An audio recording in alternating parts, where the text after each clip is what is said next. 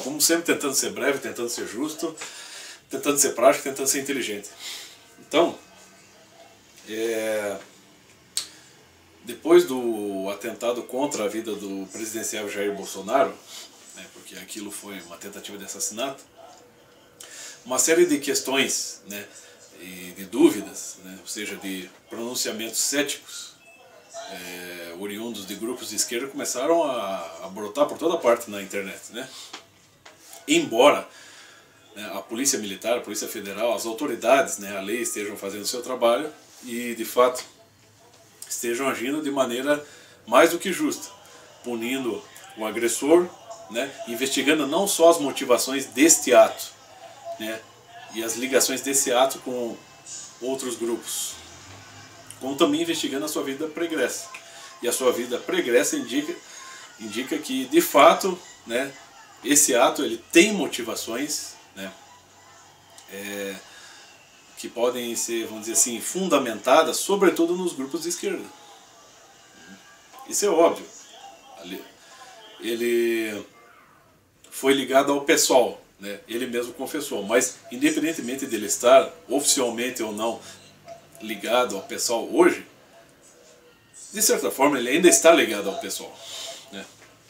Ou seja, ele está agindo em conformidade com aquele radicalismo pregado pelos grupos de esquerda, né? Pelos grupos do tipo, não só o PSOL, mas o PT, né?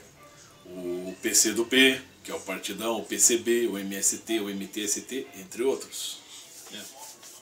São grupos deste tipo que pregam este tipo de ato, né? Seja de uma maneira velada, seja de uma maneira explícita, né?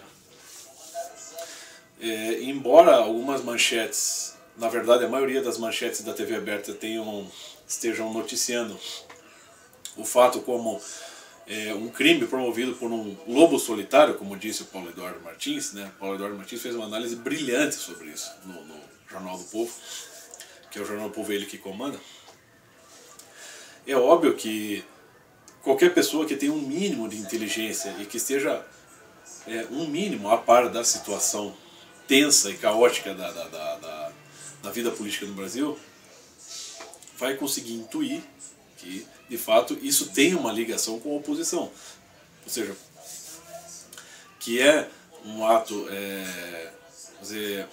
promovido por uma pessoa ligada a grupos radicais de esquerda, que tem como alvo exatamente uma pessoa ligada a um grupo conservador de direita. Isso é óbvio. Isso é só a superfície da coisa, né? E para qualquer pessoa que procure estudar a história do comunismo no Brasil e a história do comunismo internacional, que procure se inteirar disso por meio das obras do professor Olavo de Carvalho aqui no Brasil e outras obras escritas sobre o assunto, vai perceber que, é claro que o comunismo em si ele tem origem no Karl Marx, mas as suas raízes podem se estender para épocas anteriores a essa, na Revolução Francesa, por exemplo. Mas, investigando um pouco mais, fica cada vez mais evidente que as raízes disso se estendem ainda para épocas anteriores, chegando a Maquiavel, ou a Thomas Hobbes, ou até antes. Mas eu gostaria de, para ilustrar essa situação, eu gostaria de me valer aqui, de me socorrer, não do Google, né, mas de um clássico da dramaturgia europeia, né, do tempo da Renascença. No caso aqui, a tragédia Ricardo III, de William Shakespeare. Aliás, eu recomendo que as pessoas não só leiam toda a obra de Shakespeare, mas que, para compreender mais sobre a situação atual da política aqui no Brasil, leiam as tragédias de Shakespeare. Então, na tragédia Ricardo III, você tem um homem que é extremamente ganancioso e que, para vamos dizer assim, conquistar o trono dentro do poder real, ele foi capaz de promover o assassinato até das pessoas da família dele, começando pelo irmão, partindo para sobrinhos. E, na verdade, ele promoveu uma série de assassinatos. Todas as pessoas que entraram no caminho dele, ele conseguiu comprar consciências que estivessem dispostas a assassinar essas pessoas. e ao mesmo tempo manter as aparências, manter-se como um homem íntegro e digno. No final, antes da batalha decisiva, na qual ele ia ser derrotado, né, na noite anterior, ele tem um sonho e todas aquelas pessoas que ele mandou assassinar aparecem no sonho e dizem para ele: desespera-te e morre. E ao final, e aquilo foi a consecução, foi, vamos dizer assim, o prelúdio da derrota dele, né? No final, ele se viu até desprovido da sua montaria, e num desespero tal que ele trocaria o reino dele por um cavalo. E ele então lhe morre. E é claro que as pessoas que estavam sendo assassinadas, né, todo o reino ali sabia que os assassinatos estavam sendo promovidos pelo Ricardo III. Só que você tinha uma coisa: não tinha como provar isso, porque ele sempre estava contratando o quê? Pessoas, vamos dizer, pessoas do tipo desse Adélio Bispo de Oliveira, né?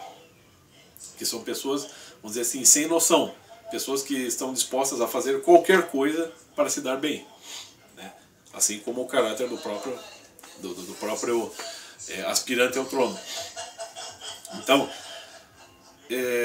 tem uma parte até que é, para mim, a melhor parte da tragédia do Ricardo III, em que o irmão do Ricardo III, Eduardo, vai ser assassinado, e os dois contratados pelo Ricardo III para matar o príncipe, eles, em determinado momento, enquanto eles estão subindo, porque ele está preso, o Eduardo, e quando eles estão subindo as escadas, eles se detêm no meio do caminho e pensam: olha, nesse momento estamos sendo bem pagos, né? E a nossa consciência fugiu, a nossa consciência está adormecida.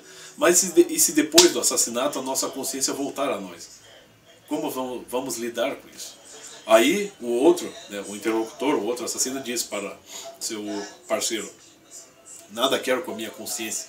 A consciência não é boa, faz de um homem um covarde, que não pode deitar-se com a mulher do próximo sem sentir-se culpado, não pode matar sem sentir-se culpado.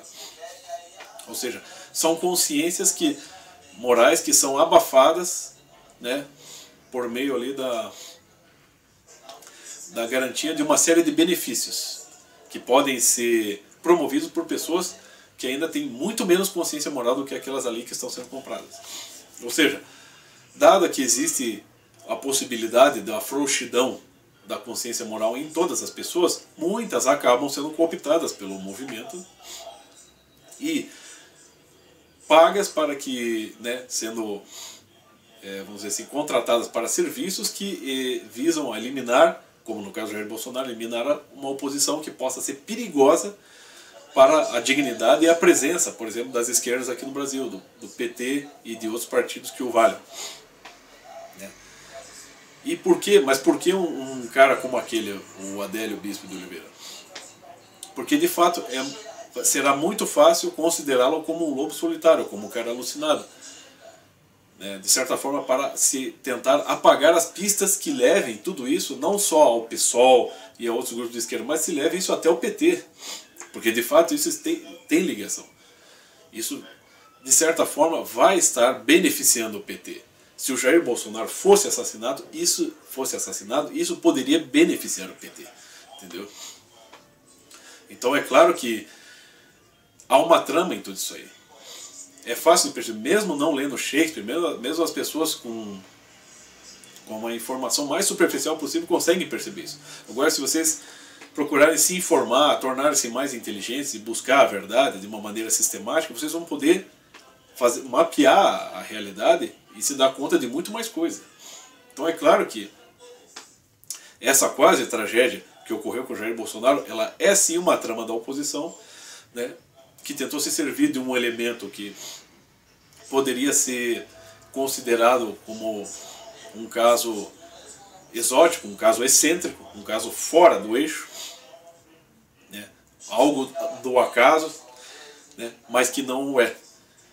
Mas essas tramas, elas sempre existem, e elas sempre visam eliminar um perigo e tentar abafar, manter as aparências por um lado, né?